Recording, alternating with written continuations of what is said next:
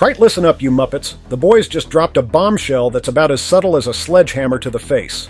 Episode 6 came roaring in like a supercharged V8, spewing out revelations about Kessler that we all saw coming from a mile away. It's about as surprising as finding out that American beer is actually just water with delusions of grandeur. Now, as we hurtle towards the finish line like a Lamborghini with cut brake lines, Butcher and Homelander are starting to look more alike than a pair of identical twins, separated at birth and raised by wolves. We've got this Gen V virus threatening to cause more chaos than a monkey with a machine gun, and Butcher's faced with a choice tougher than trying to eat a well-done steak without teeth. Meanwhile, Homelander's ego is taking more hits than a crash test dummy. It's all shaping up to be more explosive than that time I tried to microwave a tin of beans. So, buckle up, because I'm about to unleash my theories for Episode 7 faster than a cheetah on roller skates. And remember, if you don't like them, you're probably wrong. Right, let's dive into this A-Train business with all the subtlety of a sledgehammer to the face, shall we? How did A-Train finally crack a smile? In a twist that's about as surprising as finding out your local kebab shop isn't actually a Michelin-starred restaurant, A-Train's finally decided to stop being a complete pillock. After dragging Mother's Milk to hospital faster than Jeremy Clarkson can say "Power R," some snotty-nosed kid gave him a grin, and would you believe it? Our speedy friend actually remembered how to use his face muscles to smile back. It's a miracle. Why has a train been such a miserable sod? For what feels like an eternity, A-Train's been moping about with a face like a slapped arse. You'd think someone had nicked his favorite pair of running shoes. But no. Turns out he's just been feeling a bit guilty about being a massive twat for the past few seasons. Who'd have thought it? What's next for our newly minted hero? The next episode's called The Insider, which is about as subtle as a brick through a window. Clearly, A-Train's playing double agent faster than you can say backstabbing superhero. He's cozying up to Mother's Milk and the lads quicker than I can down a pint. It's all very hush-hush and cloak and dagger, isn't it? In conclusion, it seems our boy A-Train has finally decided to stop being a complete waste of superpowers and do something useful for once. It's about bloody time, if you ask me. Now, if you'll excuse me, I'm off to see if I can outrun him in a Lamborghini. On that bombshell, good night. How will A-Train's heroic demise unfold? Right, listen up, you lot. We've got ourselves a proper pickle with this Homelander chap, haven't we? The big blonde numpty's finally cottoned on that Cameron Coleman isn't the leak he's been looking for. And now, he's eyeing Sister Sage like she's the last sausage at a barbecue. But here's where it gets interesting. Sage, being the crafty minx she is, might just throw A-Train under the bus faster than he can run. It's as clear as the mustache on my face that she's been onto his shenanigans for a while now. Now, about A-Train. The poor sod's been trying to redeem himself harder than a politician after a scandal. Remember how his brother and nephews looked at him like he'd just farted in church? Well, mark my words, he's going to go out in a blaze of glory that'll make even me look modest. My money's on A-Train pulling off one last heroic stunt that'll make his family prouder than a peacock in a mirror factory. It'll be the end of the line for our speedy friend, but at least he'll go out with more style than a Jaguar E-Type on a sunny day.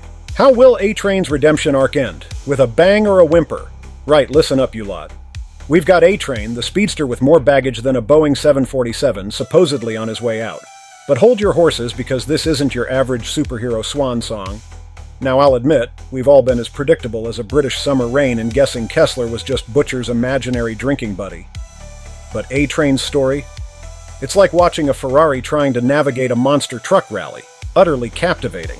This chap's redemption arc is being handled with the delicacy of a master chef preparing beef Wellington.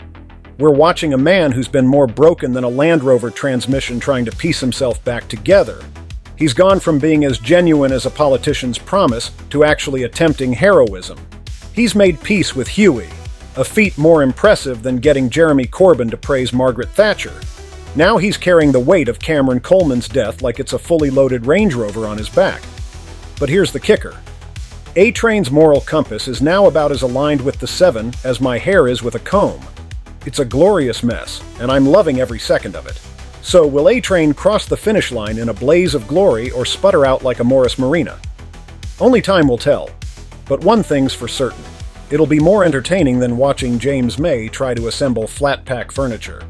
How will Butcher's madness drive the boys' finale Right, listen up, you Muppets. We've got ourselves a proper cock-up brewing in the boys, and it's all thanks to our resident psychopath, Billy Butcher. The man's been off his rocker chatting with a dead bloke named Kessler who's been squatting rent-free in his noggin. Imagine that. Your brain's flatmate is a corpse. Now, this Samir chap's gone and cooked up a virus that's supposed to take down Homelander, but it's about as precise as a sledgehammer in a china shop. It'll wipe out every soupy faster than you can say bloody hell, including the ones Butcher actually gives a toss about. Talk about throwing the baby out with the bathwater. And here's the kicker. If Butcher goes through with this harebrained scheme, he'll be no better than that flying psycho in a cape he's trying to off. It's like trying to put out a fire by dousing it in petrol. Brilliant. As for Homelander Jr., little Ryan, well, if he survives this virus nonsense, he might just decide to follow in Daddy's footsteps and become the next superpowered menace. Because that's exactly what we need. Homelander 2.0, now with extra daddy issues. In the end, Butcher's got to decide if he wants to be the hero or the villain. Though in my experience, the line between the two is about as clear as a London fog. Buckle up, folks. This is going to be messier than a food fight in a curry house. How far will Butcher go to unleash chaos? Our mate Butcher's got himself in a right pickle, hasn't he? On one shoulder, there's a little angel whispering sweet nothings, and on the other, a red-faced devil with a pitchfork up his arse. But let's be honest, Butcher's about as likely to turn down a deadly virus as I am to refuse a pint. Now, this virus business, it's like Chekhov's gun, innit? They've waved it in our faces, so you can bet your last quid it'll go off before the credits roll. But here's the kicker. Our Billy Boy's got that compound V swimming around in his veins like a goldfish in a bowl of gin. Could be he'll end up hoisting himself by his own petard. Speaking of which, Butcher's reaction to the V was about as normal as Jeremy Corbyn at a fox hunt. I reckon if this virus does the rounds, it might just zap that parasite in his body faster than you can say power slide. After all, he's seen what happened to that poor rabbit, probably haunting his dreams like my ex-wife's alimony demands. Now, about Butcher's powers, we might finally see what this nutter can do next episode. When he went all dark side on Ezekiel, it was like watching a pit bull at a cat show. With Kessler rattling around in his noggin, he might just learn to harness that chaos. Will they kill off Butcher? Not bloody likely. But seriously, offing him now would be like serving a roast without the gravy. No, I reckon they'll keep him around, tormenting his conscience like a vegetarian at a BBQ. How will Homelander's fragile ego shape his next move? Right, listen up, you Muppets. Our boy Homelander, the supposed creme de la creme of superheroes, just made a complete arse of himself at some posh political shindig. The poor sod couldn't string two coherent thoughts together about politics if his life depended on it. And who had to swoop in to save his bacon? That's right, Newman. Oh, how the mighty have fallen. Now, here's where it gets interesting. The only person who didn't treat him like yesterday's news was Firecracker. And let me tell you, that little morsel of respect has gone straight to Homelander's oversized head. It's like watching a starving man devour a crumb and think he's at a Michelin-starred restaurant. You see, our golden boy's been trying to kick his addiction to public adoration, but it's about as successful as me trying to give up a good pint. It's all bubbling under the surface, ready to explode like a poorly maintained engine. But here's the kicker. With Firecracker throwing him a bone and his son giving him the time of day, Homelander might just find his equilibrium. It's like adding the right amount of oil to a sputtering motor. Suddenly, everything runs smoother. Now don't get me wrong, this doesn't mean he's going to start handing out lollipops and kittens. No, our boy's got a leak to find, and I reckon he'll be putting his little superhero squad through their paces. It'll be like a twisted version of The Apprentice, but instead of you're fired, it's more likely to be you're fried. And as for the deep and black noir, well, they're about as popular as a flat tire in a Formula One race. They'll be bending over backwards to prove their worth. It's going to be a right spectacle, I tell you. So buckle up, because this ride's about to get bumpier than a Land Rover on a mountain trail.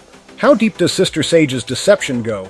Sister Sage, that mind-bending soup with a brain the size of a planet, decided to go all zen at a party full of caped twits.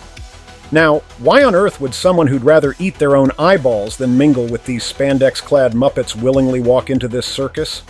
I'll tell you why. It's either because she's playing 4D chess while the rest of us are eating crayons, or she's got a plan so devious it'd make Machiavelli blush. Maybe it's both. Who knows? It's like trying to guess what's going on inside James May's head. Utterly pointless and probably terrifying. When she had a chinwag with Victoria Newman, it was like watching a completely different person. Suddenly, she's spewing hatred for humans faster than a Lamborghini Aventador goes through petrol. And then, bang.